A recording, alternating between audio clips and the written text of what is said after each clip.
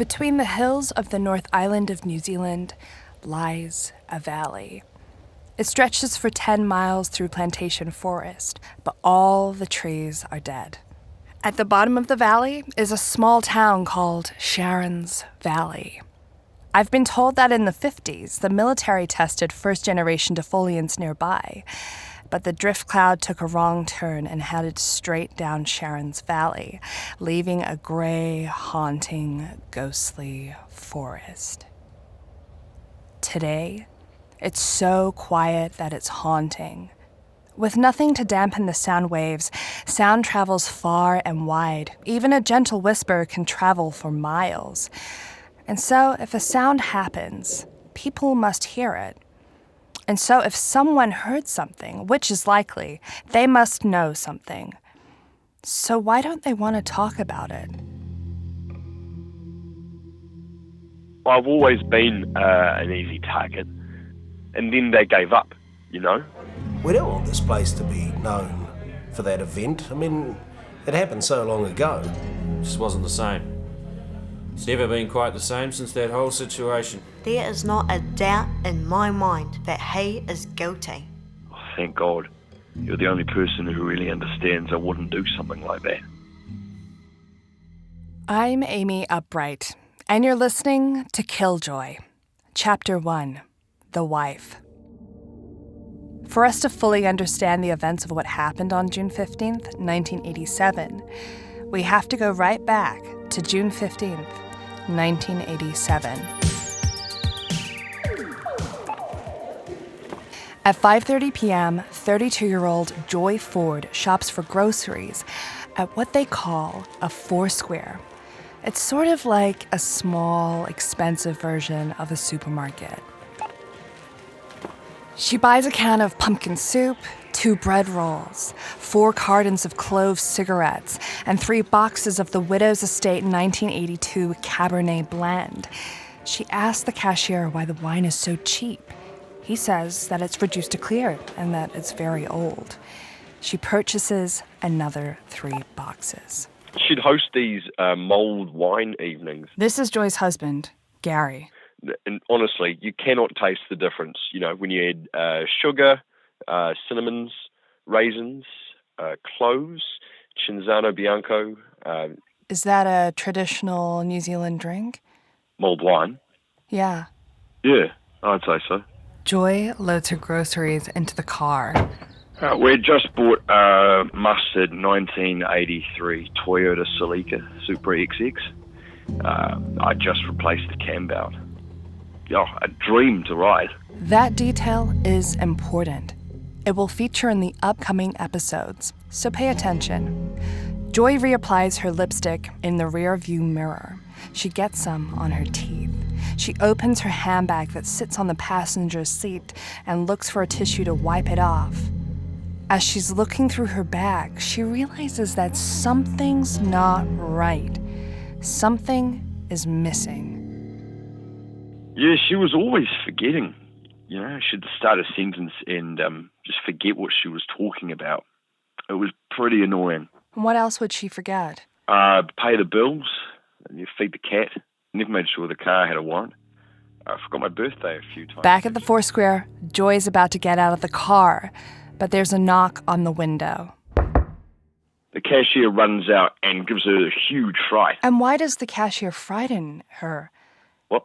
No, I don't think he meant to scare her. Oh, what? But he ran outside to bring her wallet to her. Right, so she left her wallet inside. Yeah. So he just gives it to her, or... Yes. Joy takes off in her car, making her way down the main road. It's at this point Joy realizes she's forgotten something else. She's about halfway down the road where she does this U-turn and almost hits a pedestrian and then heads back up to the Foursquare. So she just leaves the motor running. The car is in this loading zone and then she just runs into the Foursquare. So she's like in a hurry this time. Yeah, because she's running late. While all this is happening, Gary and his friends wait for Joy to arrive at the pub. If you don't know what a pub is, it's what we call a bar. At last, she arrives at the bar/pub. I ask Gary if it was normal for her to be late. No, she was forgetful, but she was always on time. When she enters the bar, she tells Gary and their friends what has happened. And so we listened to her story. Right.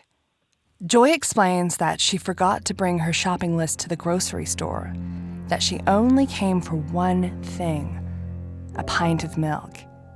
After she tells Gary and the other drinkers the story, she orders a gin and tonic with a twist of lime from the bar. But limes are not in season. She opts for lemon. As she's drinking her cocktail, she says, "Gary, this is spicy." What? How can a gin and tonic be spicy? I don't know. So... I said that if she didn't like it, then she should take it back and the bartender would make her another one. And what does she do? She gets the bartender to make her another one. Joy gets the bartender to remake her cocktail. This one is better, and so she drinks it. At 6:50 p.m., she tells Gary that she'd better go and start on dinner. I tell her I'll meet her after because I've got to finish my drink. Still got half a jug of beer left to go. Joy kisses her husband goodbye. Meanwhile, Gary finishes the rest of his beer. Leaving his car in the parking lot, he walks home. Oh, Chastity, the teenager who was working at the bar, took my keys off me. I bet she's still got them. Wonder if she's used the car. So, when I arrive home, I run over to the stove, you know. I see this pot of soup that's just caught fire. And I put it out. And then I see it. This is the police. What's your problem? She's dead! Joy's dead! Sir, you need to man up and tell me what happened, sir. Join me in the remote and isolated town of Sharon's Valley for the next episode of Killjoy to figure out what happened 30 years ago. I'm Amy Upbright. You've been listening to Killjoy. Killjoy is a Chicago broadcast frequency production presented by Amy Upbright. Senior producer Evan Fibbett. Junior producer Cody Leibowitz. Assistant producer Danny Latrobe. Sound editor Terry Schoenborn. Foley artist Maxine Coburg. Research assistant Coco Klein. Special thanks to our interns Abraham Schneider, Vincent Stockholm for the score, and Cecilia Jeffries for the graphic design. The executive producer is me, Ezra Snipes.